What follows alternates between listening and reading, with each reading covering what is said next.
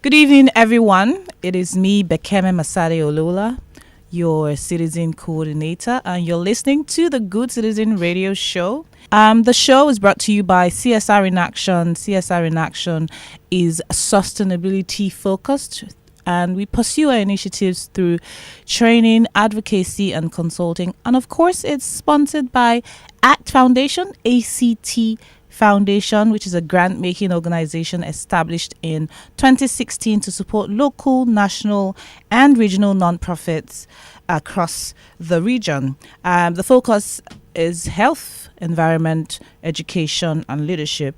And basically, you know why our show is sponsored is because we support active citizenship across the nation. Now, an important event took place last week, and we're going to be discussing that activity today on the show. The title of today's topic is Nigeria Mourns, a Searchlight on our National Security. Now, the reports of violent killings abound in Nigeria today. It's constantly on the rise. In the first 70 days of 2018 alone, over 1,400 persons were killed violently across the country, which is an average of nearly 40 per state if you include the FCT.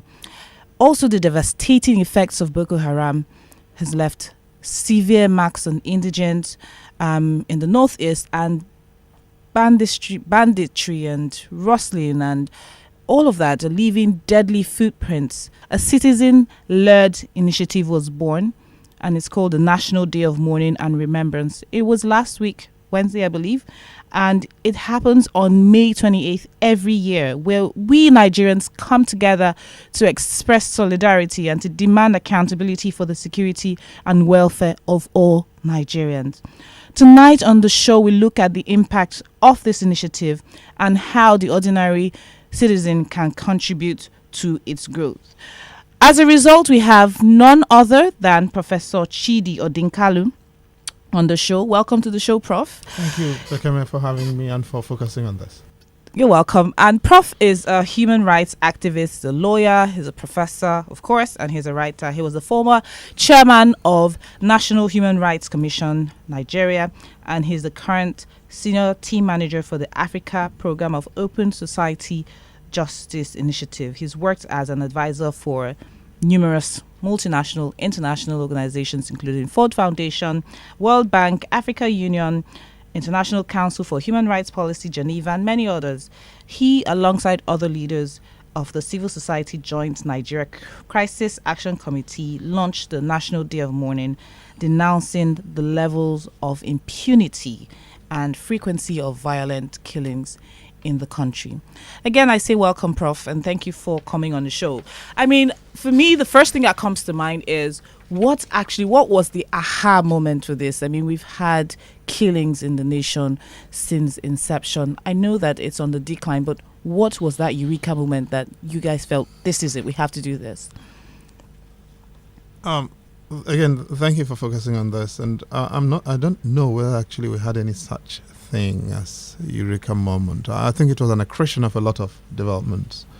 But basically, too many Nigerians getting killed and none of our leaders showing up, essentially. And I think, it's been building up from the Jonathan years when, people would be killed and the president would go campaigning to the Buhari years. I think there was a moment last year when there had been some killings in Borno, and the president woke up and first of all, he didn't show up at the Benue burials, the burial of the 73 in Benue who were killed on New Year's Eve or about 1st of January 2018. Right. When they were going to be buried, he didn't show up. And he didn't transmit any condolences. Then there were another set of killings, and without showing up there, he went for a wedding in Kano. Wow. And we were outraged. Just basically. That lack of empathy. The total lack of empathy, of leadership empathy across the board, I think is what drove us to think, well, you know what, our lives can't be that worthless, because it could be any one of us. Right. Absolutely. I mean, it reminds me of, I think it was the late 90s or early 2000s when there was purportedly a bomb blast at the Ikeja cantonment. Correct. You know, and, you know, I believe it was President Obasanjo at the time, and, That's you right. know, he was eventually coerced to turn up, and he said to people, you should be happy I'm He here. didn't have to be there. That's what he told us, yes. And this is the point I keep making, you know, because Nigerians will sit down and tell you are Ijo, this one is Yoruba, the other one is Igbo, and the other one is Fulani, Kanuri.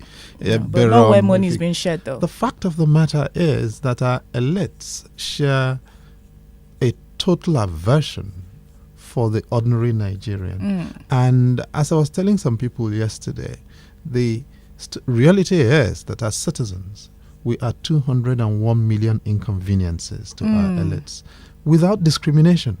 Wherever you come from, once you don't belong to that narrow, closed cartel of the people who run and, in my view, ruin our country for us, you are an inconvenience. And there are 201 million of us, according to the UN Fund for Population Activities.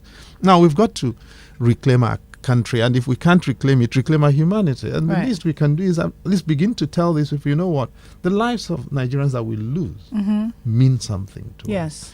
And that is why we decided we were going to have this the day before 29th. Now, we didn't want to have it on the 29th, because if we did, it would be like we were contesting for power with people who claim electoral legitimacy. But we wanted it on the 28th, such that when they go to swear on the 29th, and they are scrolling through the news, the story will be about absolutely this. Very strategic. Exactly. Right. So how has that been? Last year was the first time we did it, and the achievement last year was doing it, because that was the time when we had a rather venal Inspector General of Police. He wanted to stop us. He didn't want it to happen. He threatened us. He tried to intimidate us, and we told him, well, you know what, there's only one life at the end of the day. We don't have a right to be here any more than the people who have been killed. So if you want to kill us, feel free. You know, so we gather a bunch of women and young people in black around the Unity Fountain in Abuja, and you want to shoot us because you have the power of the gun, feel very free. In the end, the Vice President, Professor Yemi Oshibaja, who was an acting president, was kind enough to instruct them that they should not interfere with that. So the achievement last year was doing it at all. This year, we wanted to be sure that we reflected the gravity of the footprint of killings across the country. And so the idea was we should do it, we should have it take place simultaneously across the 36 states. And you know what? It happened. I don't know how. But from Abia to Zamfara, it took place. There were, people... So little clusters of people decided they were going to support this initiative. Absolutely, yes. So how have you promoted it? Like social media? It was social media. It's social media driven. It's entirely owned by citizens. Completely owned by citizens. The mainstream media, because we don't have money, what we have is a clarity of purpose that this needs to happen and the Nigerian life needs to be valorized. We didn't quite get a lot of uptake. We're neither APC nor PDP, so we really don't have the power of the purse. But we have the power of conscience, and we have the power of passion. And that's driven this amongst citizens, really. The uptake was phenomenal. The footprint of this on social media is well over 15 million. Wow. And at least that's so far. And now we had communities join that we didn't know anything about. People with disabilities, old women, young people, politicians, all of a sudden started joining up. So we believe that this is an idea whose time has come. You see, and then yesterday, of course, you had the Biafra Remembrance Day. The people from the southeast did their thing. And my thing is this. We cannot be that country in which we should be afraid to recover memory and mourn our dead. It's immaterial where they come from as long as they are Nigerians. Absolutely. Now, and so we shouldn't be in a situation in which the person in Kano feels, oh, why are those people trying to recover their memory, or the people in the southeast feels, oh, those people deserve to die. Right. No Nigerian life should be worth more than any other. And every Nigerian, we must get into that situation in which, if a person is killed in Kano, I don't have to ask where is the nation. It has to. Yeah. If I hear a Nigerian is killed in South Africa or in Prague, I don't have to begin to think, is this person a Christian or a Muslim? Right. A Nigerian has been mistreated in Saudi Arabia, and I'm wondering, where do they come from? Doesn't matter. That should not be our framework. Right. And until we get there, our politicians are failing us. Right. So are you able to keep track of numbers, for instance? And, what is your end goal? Like what is success? Success is actually getting to the point where Mourning and Matthew Oguche get killed in Kajuru Castle, and Nigerian politicians don't remember Mourning and forget Matthew Oguche. I don't know whether you get me, because this is exactly what transpired. Right. A young Nigerian boy and his British girlfriend are killed in a location in Nigeria. And Nigerian politicians decide that they will notice the white British woman who was killed. And rightfully you should, because her life is important. Yes. But then they somehow forgot, conveniently I should add, that there was also a Nigerian guy killed because his skin is dark. And we don't value the Nigerian life. Or maybe because they know that her country values her more and they were playing politics. Precisely. You put it better than I could. And that is the point. We've got to get to that point where our politicians have to know that there will be a cost for neglecting the loss of a Nigerian life. So this is not a thing for today or tomorrow. No. We do recognize that this is an intergenerational battle. We may not win it in our lifetimes. But you know what? We are going to begin to escalate political cost. Right. If our people are killed and our politicians, one, do not take steps to catch those who kill them, identify them. Two, do not show that those lives matter to them, irrespective of where they come from or their station in life or status or who they are or where they worship or whatever. And three, take steps to make sure that that kind of thing does not happen again, and certainly not on that scale. We will continue to make sure we try to exact political cost. Absolutely. Secondly, next year, from here on out, we are going to be moving this to the National Assembly. As the National Assembly gets inaugurated, we want to insist on a National Remembrance Week. Right. Now, Nigeria has been defined by the massacre of our people post-independence. From Tivland in 1961 through emergency rule in the southwest, Wetie, and all that happened there. Lots of people were killed. None of them has been mourned. Through the coup of 1966 and the pogroms that followed and the Nigerian Civil War and the massacres, Ugep massacre, Umueche massacre, Odi, Zakibiam, Zaria, you can go on and on and on and on. We are united by the destruction of our people by those who should be protecting us. Yes. Yes? Now, and we want to ask our leaders that all of these Nigerians who have been killed by guns that should have saved them should be remembered. And they should be remembered as a national event, not as a parochial event. Right. So that if the people in Zaria, in Geles, want to do remembrance for their victims, nobody should feel endangered. Want to do their remembrance, we should join them. If the people in Abagana want to remember their people, we join them. And together, by mourning, because when you mourn together, you're more likely to become a more united people. Absolutely. And our leaders are not investing in our unity, they're investing in our division. We've got to stop them. Yes, and I feel that there's also the fear that when people stop to remember, they would throw up challenges that we have, and these people don't want to have to face the challenges that we have as a country. Yes. Because I think about soldiers who have died in the line of duty. When you talk about uniformed officers, police officers. I have a friend whose brother was killed fighting Boko Haram, and there was no coffin for him. Basically, his head was broken in order to be fitted into eventually, this is after a lot of outcry from the family, in order to transport his body to them, they broke his neck and fit him into a child-sized coffin. Now, how do you think this affects the morale of the average Nigerian? And earlier this year, there were soldiers who were buried in advanced state of putrefaction. They couldn't even, having recovered the bodies, there was no effort to preserve them properly. Right. And so you're trying to bury them, and maggots are coming out of that.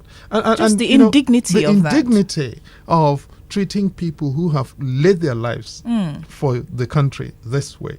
And then their survivors, particularly those who have left young female survivors, are then subjected to worse indignities of having to use their bodies to reclaim the benefits that their late loved ones are entitled to. Right. That should not be happening. Right. Yeah?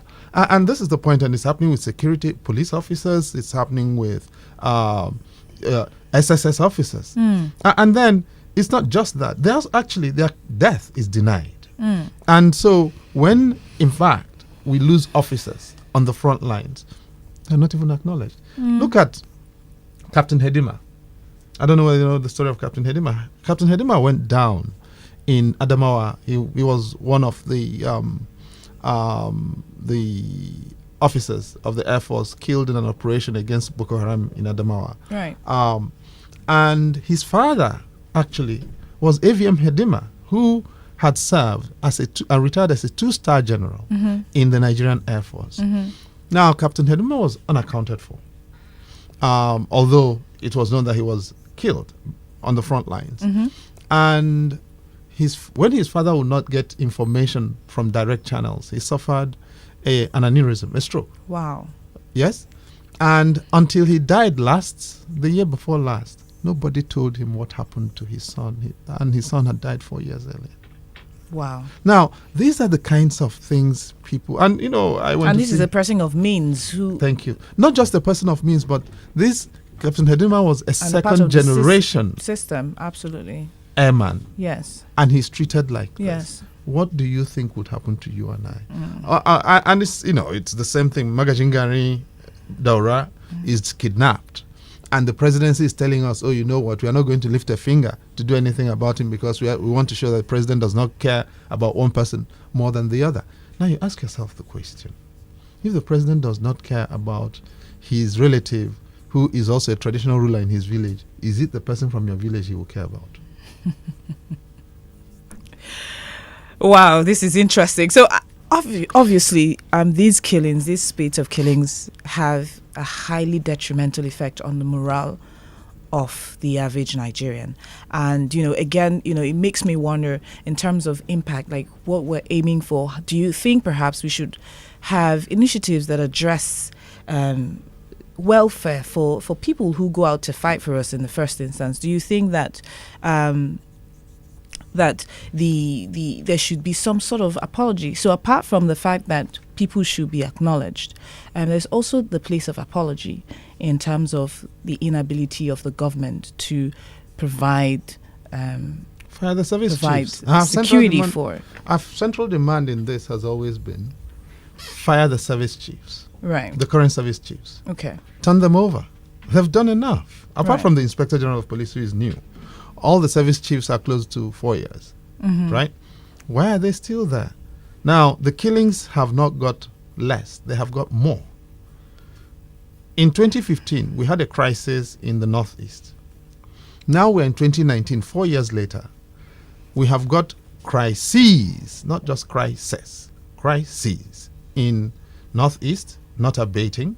Quite a good number of local governments in particular in Borno State I read a piece of news by Buratai yesterday saying that Boko Haram had been defeated. And Garba Hussein also the same yesterday that it was not going to be possible to defeat Boko Haram. So choose who you believe. Now, that's one. Now we are in a situation in which much of Zamfara State is ungovernable. A good bit of Katsina State is in trouble. At least 10 local government areas, between 8 and 10 local government areas. Parts of Sokoto State are unreachable. You've also got Breningwari in Kaduna State, quite apart from southern Kaduna. And you've got parts of Niger State as well, now ungovernable. Now, that is not a happy place to be. And they call them what? Bandits. So you've got Boko Haram in the northeast, bandits allegedly in the northwest. In the north central, you have what they call killer herdsmen. Yes? That means now the north is 71% of Nigeria's landmass. It's also the place where we grow the most food. If we cannot govern the north because of all of these crises, we have an underlying structural problem of food insecurity, because the south has a higher population density, not population density than the north. And the south has got much smaller territories, just 29% of Nigeria's landmass. Right. A lot of it also is creeks and non-navigable waterways. Right? Now, if we now have this situation where the part where we get our food from is no longer governable, we are toast. We are going to have the crisis is not going to get less. And people need to understand that, instead of saying, oh, the north, they're this, oh, let's secede and all of that. They need to understand that we actually need each other. We need one another. And this is the point about the National Day of Mourning, not a parochial day of mourning. Right. We are locked here in an interdependence. Right. Well, we all, joined in the circle of life. We are. Sense. I'm sure you recognize that expression. It's and not people mine. don't even understand the place of migration in a lot of this, where you find the Ijaws in the heart of Yoruba land and vice versa. Thank you. So, clearly it's Nigeria that needs to It is stand a Nigerian up. problem. It is. And we've traded people. Yahya Abdul Karim, for instance, who was elected governor of Sokoto State in 1991, is a Yoruba man. Okay? Sabo Bakinzuo, who was elected governor of Kano State in 1983, is a Nupe man. As a matter of fact, the immediate past Inspector General of Police is a Kanuri man from Niger State. And of course, that Kanuris are not indigenous to Niger State. Now, what's my point? We're all locked in. And where's Latif Jakonde from? Originally, he's from Umuara in Kwara State. So we are all locked in this thing. And this is one country. You're not going to break up Nigeria in a haste or very peacefully. I will save this forever. This speech, because this is basically what we're trying to preach. Like, this is Nigeria. It is ours. We should be unified. And we should make it work. We should make it work. But you need to hold your thought, Professor Chidi Odinkalu. We'll take a short break and we'll be right back to continue that line of questioning. The Aspire Coronation Trust, ACT Foundation, is a non-profit organization established to help local, national, and regional non-profit organizations working to address the challenges and associated vulnerabilities across Africa. At ACT Foundation, our interventions are focused on 4 key areas, which are health, entrepreneurship, environment, and leadership. At ACT Foundation, we believe that together we can make a difference. So, let's come together to make the positive social impact we desire in our world. Okay, and we are back on the show. You were telling us about how Nigeria is united and how we should work together for the Nigeria of our dreams. Now, I will refer you back to one of your recent tweets where you said the primary duty of the government is to ensure the security of lives. When it fails, citizens have a duty to exact accountability. Now, my question is, how do we exact accountability, seeing that the government seldom responds to the our ultimate demands? form of accountability, quite clearly, is political. Throughout those who are unable or unwilling to guarantee public safety and security. And you see that happening in different ways. You see the anger, for instance, of people in Oyo State at their immediate past governor, Ajimobi, who told himself he was constituted authority and could not do anything and couldn't show that he cared about anybody. And you see that at the way that people have gloated, quite literally, at what's happened to the Zamfara State governor, Yari, who was unwilling and unable to protect his state but wanted to go to the Senate on the back of 8 years of abysmal performance in government. Are we saying that we've fully done that? No, but political, we can vote them out. That's the first thing. But we can also make life uncomfortable for them. From all the endorsements we give them in church and mosque and all the chieftaincy titles, those things can be thrown out, and we really reduce them to nothings. Right. We can also, in addition, we can use the courts and exact the price of hit them in the pocket. Right. Because the more money they lose to judgment debts, the less they have to spend on frivolity. Right. So and of course, we can delegitimize them in international fora where they go to get legitimized in different ways by accepting all manner of fatuousnesses. So that's really the point. It is soft power, but it is significant. Right. If we would set our hearts to it, because the average Nigerian has been so browbeating that you feel that, there's nothing I could do. So it's better to start, at least vote them out, at least do something, stand up and vote. The uptake on the National Day of Mourning this year actually shows me that Nigerians are actually good people. We are good people. We are terrific people. Absolutely. We get leadership that we don't deserve. Yeah. Partly also because they managed to divide us up into believing or into this thinking that the only person who is worth anything is the ruler who comes from your village. But look at all the presidents we have. The one thing that's common to all of them is all the places they come from are nearly inaccessible because they never built anything to the places they come from. Where the president comes from doesn't make any difference. It is what they do that matters. I wish we had more time, but I have just one final question. If you can answer that very quickly. Now, why National Day of Mourning? Why not National Day of Remembering Lives? Because of the seeming negativity. That's why I just told you we will take the issue of a Remembrance Week, a National Remembrance Week, to the National Assembly. And we'll have a set of ideas as to what should go into that. Mourning will be part of it, but that will not be the only thing. That will be in focus. Thank you so much, Professor Chidi Odinkalu, for coming on the show. You're a well-respected member of the civil society, and your voice is constantly heard. Thank you so much. I hope that our listeners out there learned a lot from this discussion. Next year, May 28th, we have another National Day of Mourning coming up. Do join in. Unfortunately, we're not able to take calls on this show. And basically, you can give, but you can keep the feedback coming at Good Citizen NG. Follow us at CSR in Action, of course. And so it's next week, Friday again, at 8 p.m. on Inspiration FM. Thank you so much for listening. Have a great week. Bye.